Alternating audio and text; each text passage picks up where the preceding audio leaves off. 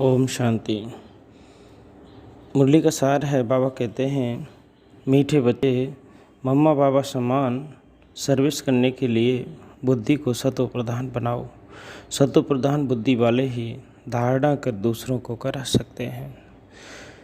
बुद्धि 3 तरह की होती है, सतो, रजो और तम। सतो, रजो और तम बुद्धि होती है, जिसमें कि सतो प्रधान सबसे अच्छी बुद्धि मानी गई है। उसके बाद आती है रज, उसके बाद तम। तम निकृष्ट बुद्धि है, जिसमें व्यक्ति बुरे कर्मों में ही हमेशा लिप्त रहता है। तो बाबा कहते हैं, जैसे कि मम्मा और बाबा थे, सतो प्रधान बुद्धि वाले थे, हमेशा ईश्वरत्व उनमें बसा हुआ था। तो बाबा कहते हैं, अगर तुम ऐसे बन जाओगे तो तुम सेवा कर सकोगे मम्मा बाबा के समान। मुरली का प्रश्न है कि ऊंचे ते ऊंचा पुरुषार्थ कौन सा है जो अभी तुम बच्चे कर रहे हैं? ऐसा कौन सा पुरुषार्थ है?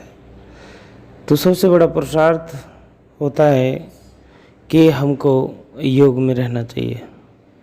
जितना हम योग करेंगे उतने ही हम पद आगे पाएंगे। बाबा कहते हैं उत्तर में कि माता पिता के तख्त को जीतना, जैसे कि मम्मा और बाबा रहे, जिस स्टेज पर वो रहे, बाबा कहते हैं कि ये स्टेज से एक दिन तुम भी पाओ।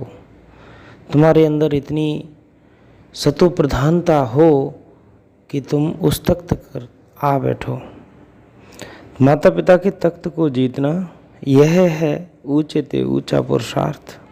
मम्मा बाबा आकर तुम्हारे वारिस बने हैं। ऐसे नंबर 1 बनने का लक्ष्य रखो। इसके लिए ऊंचे ते ऊंची सेवा करनी है। सेवा बाबा दूसरा धर्म कहते हैं कि अगर तुम योग करते हो और फिर याद में रहते रहते आप सेवा करते हो तो सबसे बेस्ट है। बहुतों को आप समान बनाना है, बाबा के समान बनाना है। दुखी मनुष्यों को सुखी बनाना है। अविनाशी ज्ञान रत्नों को बुद्धि रूपी बर्तन में धारण कर दूसरों को दान देना है। हम जितने भी सतोगुण हैं हमारे, योग हो, बाबा कहते हैं योग अग्नि है। अगर हम योग लगाना सीख गए तो हम खुद तो करें ही करें, लेकिन जो हमें ज्ञान मिला उसको दूसरे को भी बांटें। बहुत से भाई बहनें नहीं कर पाते हैं। मैं देखता हूँ कि कई सालों से हैं, लेकिन योग भी अभी नहीं लगता है। तो उसको लगाने के लिए हम जो सीख गए हैं, आ गया है, बाबा कहते हैं बच्चों को बताना चाहिए, दूसरों को बताओ, जिससे कि वो भी आगे बढ़ सके। बाबा कहते हैं जो भी दुखी हैं उनको सुखी करना है। सुखी कैसे हो सकते हैं? हम अगर अपने ज्ञान रत्नों से दूसरों को भी बांटना शुरू कर देंगे तो वो भी सुखी हो जाएंगे। बाबा कहते हैं तुम बच्चों को फ़क्र होना चाहिए। हमें फ़क्र होना चाहिए। किस बात का फ़क्र? कि अब हमारे परमपिता परमात्मा सहज राजयोग सिखला रहे हैं। बाप कहते हैं हम परम धाम से आए हैं। जैसे बाबा कभी कभी कहते हैं मुरली में कि बच्चे, बाबा परम धाम से आ जाता है और तुम बच्चे सुबह मुरली सुनने के लिए घर से सेंटर तक नहीं आते हो। तो बाबा कहते हैं कि हम परम धाम से आए हैं। पुरानी इस रावण की दुनिया में, पुराने शरीर में ऐसे मनुष्य पितृ खिलाते हैं, तो वह आत्मा पुराने शरीर में आती है। उसके लिए पुरानी दुनिया ही नहीं कहेंगे, पुराने शरीर में आती है। फिर उनको खिलाते पिलाते हैं। वह रस्म रिवाज भारत में चलती आ रही है। बाबा कहते हैं जैसे पितृपक्ष होता है, उसमें हम पितरों को बुलाते हैं और खाना खिलाते हैं। ऐसे ही बाबा कहते हैं कि वो रिवाज है एक तरह का, लेकिन बाबा तुम बच्चों की खातिर आता है। बाबा आपको सहज आप समान बनाने के लिए आता है।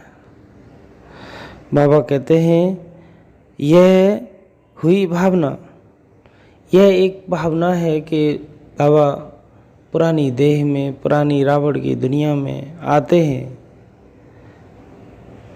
कहते हैं हमारे पति की आत्मा इस ब्राह्मण में आई है।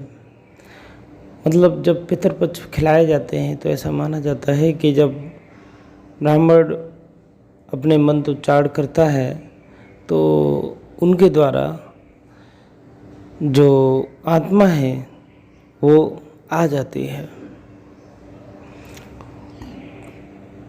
आज की धारणा का मुख्य सार है कि पढ़ाई को धारणा कर, पढ़ाई को पहले धारण करना है, दूसरों को पढ़ाने लायक बनाना है, मम्मा बाबा समान बनाना है।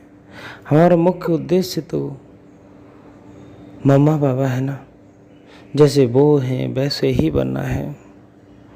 अविनाशी ज्ञान रत्नों का दान कर दुखी मनुष्य को सुखी बनाना है। जो भी दुनिया में दुखी है, आदमी दुखी दो ही तरह से हो सकता है, आयुर्वेद हो चाहे एलोपैथी हो। सबसे पहले कहते हैं कि 99% बीमारियां मन से पैदा होती हैं। विकार पहले मन में आता है, फिर हमारे दोष वात पित्त कफ ये पीड़ित होते हैं, फिर उसके बाद में वो शरीर में पहुंचते हैं।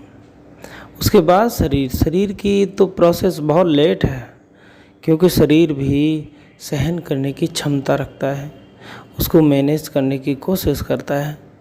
लेकिन जब नहीं होता है तब वो शरीर पर लक्षण दिखाई पड़ते हैं। इसीलिए बाबा कहते हैं कि जो भी दुखी हैं उनको सहज ही सुखी बनाओ। ओम शांति।